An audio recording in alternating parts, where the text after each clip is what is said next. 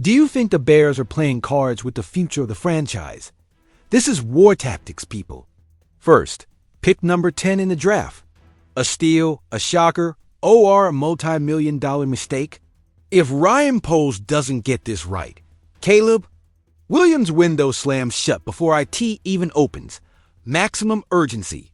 Second, Ben Johnson isn't bringing in receivers. He's bringing in weapons of mass destruction. A 4.29-second projectile in your hands? That's either a bomb or a flash of genius. And third, a veteran with 4 rings just sent shockwaves through Hollis Hall. If this Titan can't lift this locker room, may God help you.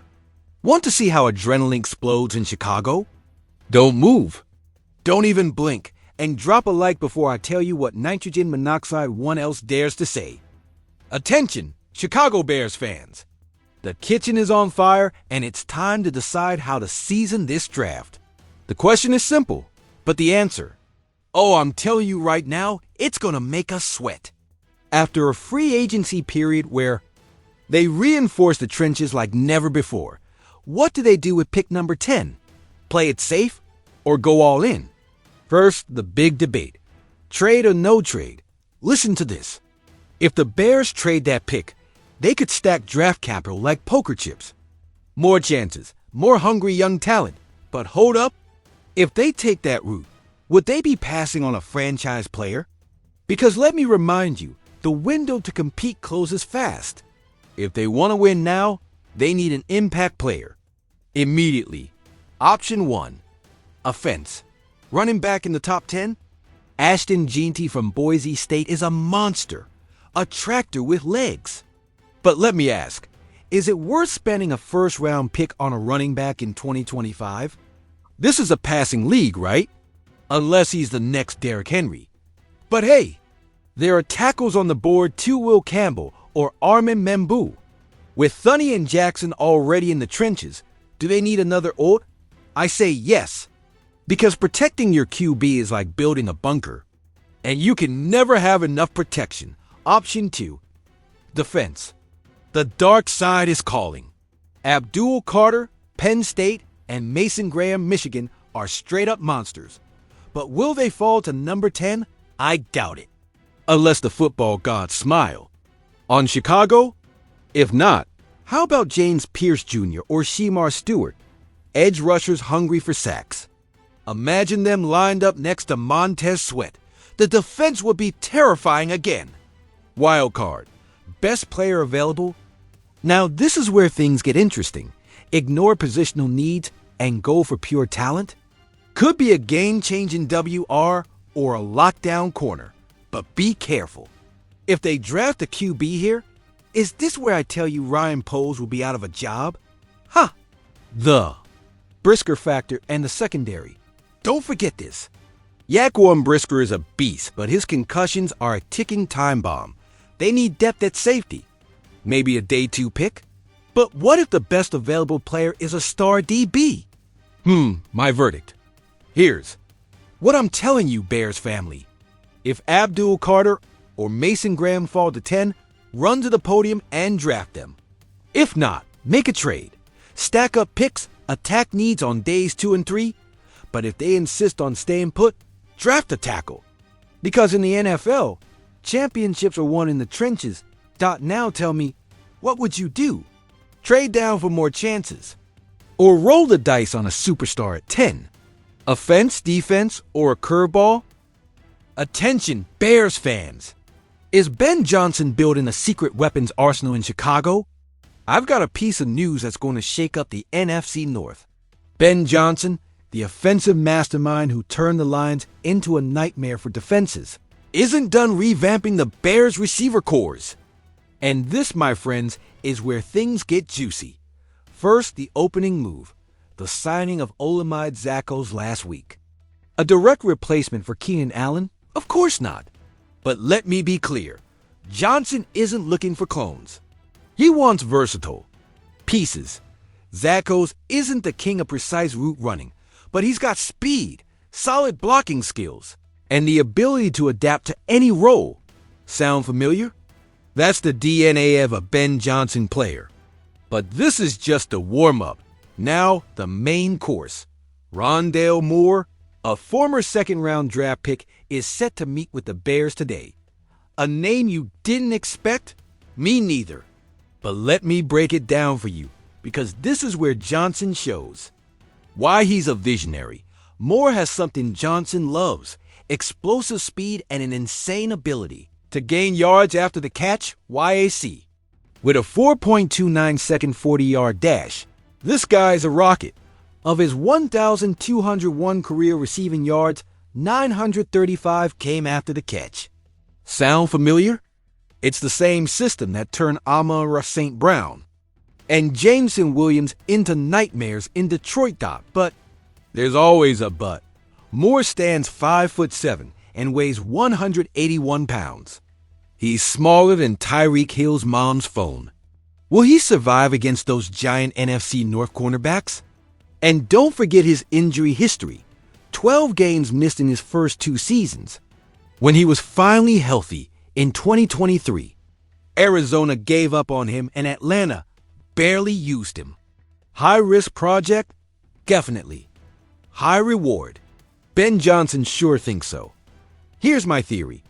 Johnson doesn't want Moore as a starting receiver. He wants him as a secret weapon. Picture this. Moore in motion, reverses, quick screens, even getting some carries out of the backfield. With DJ Moore and Romo Duns, if they draft him, drawing defenders, Moore could explode in open space. That's the kind of play that drives. Defensive coordinators insane. But now I ask you, is it worth betting on a fragile player for a team trying to contend? Or should the Bears invest in a more consistent receiver? Do you agree with Johnson's high-risk, high-reward philosophy? Calling all fans, if you were Ryan Poles, would you sign Rondale Moore for a tricked-out offense, or would you prefer a traditional receiver? Are you ready for the move that changes everything in Chicago? Because let me tell you this, Joe Thuney has arrived in town, and this is nitrogen monoxide joke. But is it enough to pull this team out of the dark? Let's break it down. This is historic. Let me ask you, WHEN was the last time the Bears brought in someone with 4 Super Bowl rings to lead their offensive line? Exactly. Never. Joe Thuney isn't just here to block. He's here to inject championship blood into this franchise.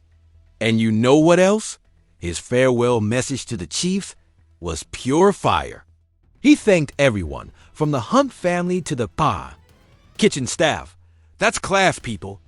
But now, Chicago is his home. And what did Thuney do at the end? He yelled, "Bear down." Feel that energy. Let's talk numbers.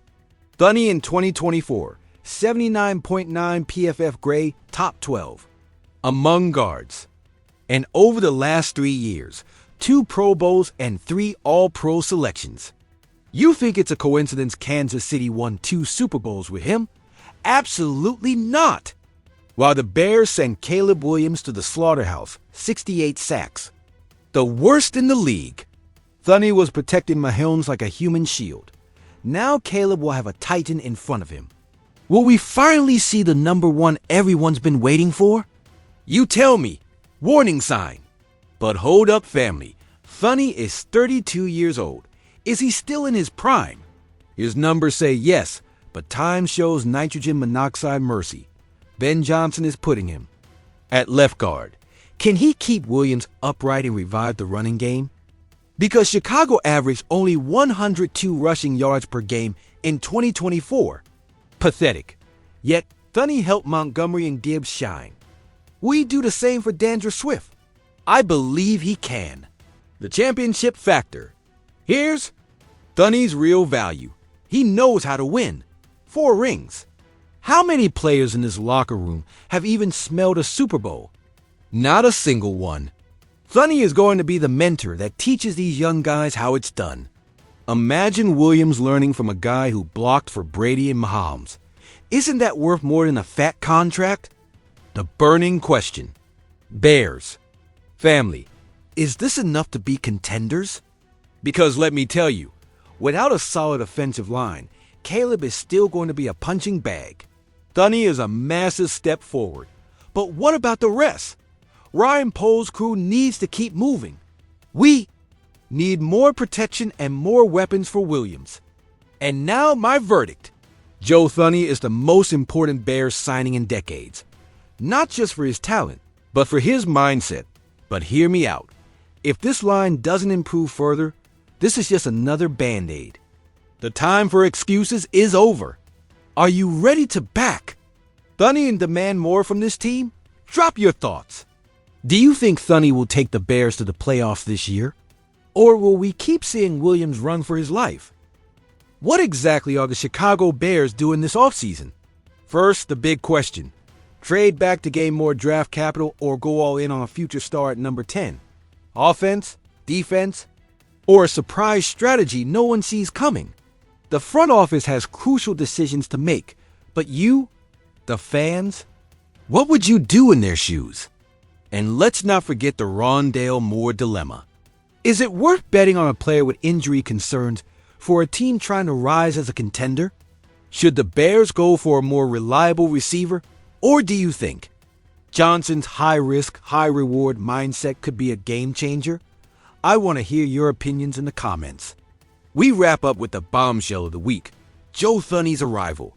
Will he be the piece that finally leads the Bears to the playoffs in 2025? Or will we keep watching Caleb Williams run for his life behind a questionable O-line? This is the moment of truth, Bears Nation. If you want to be part of the most authentic conversation about this team, subscribe. We're not just spectators here, we're family. Turn on the notifications, drop your takes in the comments, and let's build this season together, once and for all, ready to make history. I'll see you all in the next video. A big hug. And as always, bear down.